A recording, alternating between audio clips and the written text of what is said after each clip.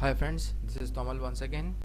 Today I'm going to show you a demo on the function called CountA on Excel. So let's input some values: 90, 78, 7, Y, U, J, L, P, 77, 55, 45.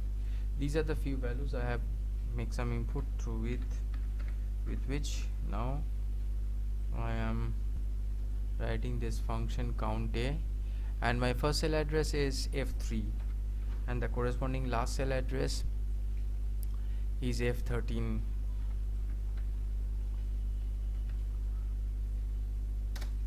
So this is 11. Let's try.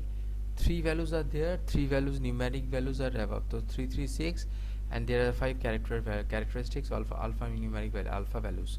So this means that 336 plus 5, 11. So count A actually calculates the number of total number of non empty values. Okay, in the within a range of cells, it counts the number of non-empty values in a particular range. So this is all about count A. Okay, my name is Tomal. You guys represent Tech Talks ttweb.in. Email address is dastomal6@gmail.com. Call is 8420879158. We guys provide basic computer certificate course on computer. Also provide